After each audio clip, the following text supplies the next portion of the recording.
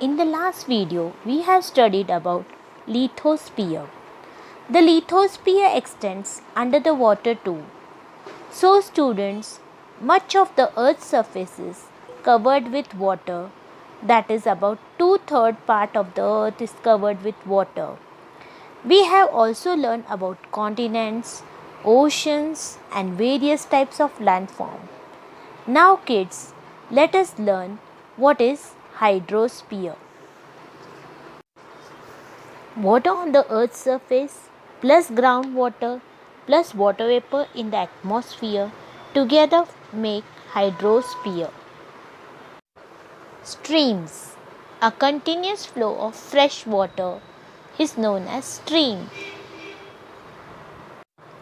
A number of rills joining together form a brook. Rills. Rills are shallow channels cut in the surface of soil or rocks by running water.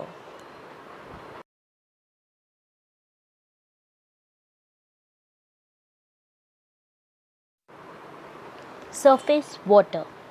There are many streams of water flowing over the land. This water is not salty but fresh.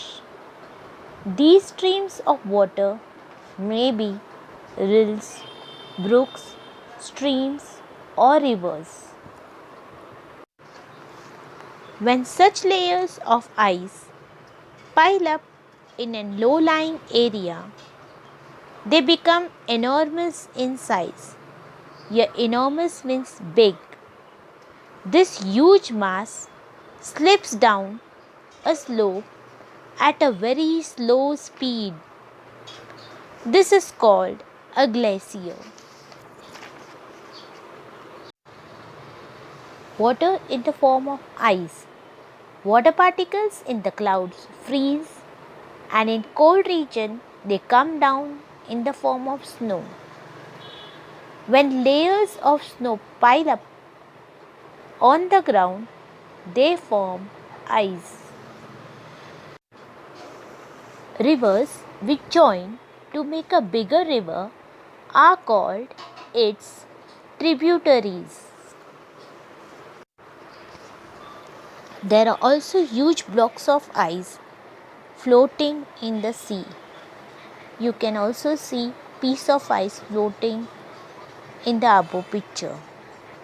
They are called icebergs. Groundwater. Beside these water bodies on the earth's surface, there is a lot of water stored in the underground layers of rocks. It is called groundwater. We reach it by means of dug wells and bore wells. Many lakes and wells get water from underground springs. The water or ice that occupies the earth's surface, groundwater and the water vapor in the atmosphere together form the earth's hydrosphere.